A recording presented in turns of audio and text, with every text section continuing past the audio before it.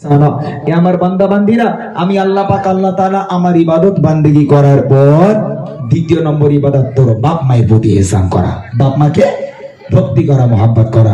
এই বুড়িমা গজলটা লিখেছিলাম তার একটা কারণ, কত মায়েরা ভিক্ষা করে, কত মায়েরা আলাদা খায়, কত মায়েরা লোকের বাড়ি কাজ করে। কেন? তাদের সন্তানগুলো কোথায়? যে মা 10 মাস 10 দিন গর্ভে ধারণ করে লালন পালন করে বড় করেছে, মানুষ করেছে, সেই মায়ের মর্ম তুমি দিতে পারলে না। কবি ছন্দের মাধ্যমে বলেছে, মনোযোগ দিয়ে শুনবেন। বুড়িমা বুড়িমা বুড়িমা বুড়িমা বুড়িমা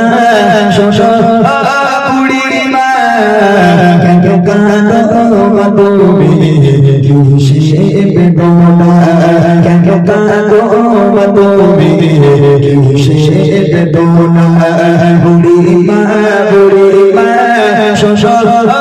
বুড়িমা বুড়িমা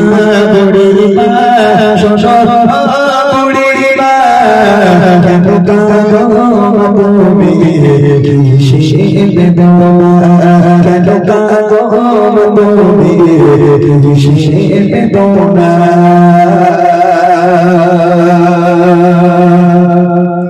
স্নেহ মায়া গড়া ছিল সারা সংসার, কলিজার ডুবিরা ছিল মোর চোখের হৃদয়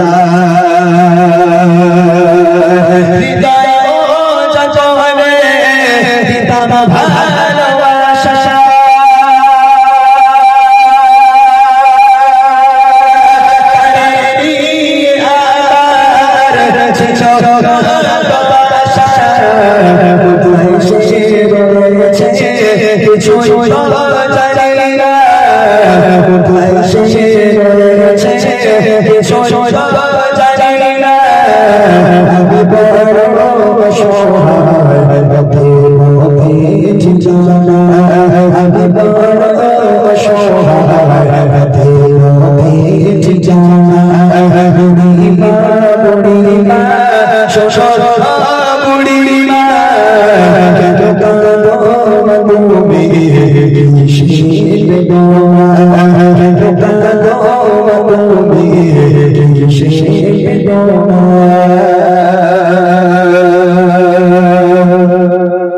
আমার সোনা ছেলে সে আমার বলে বল তুমি কবে যাবে চলে,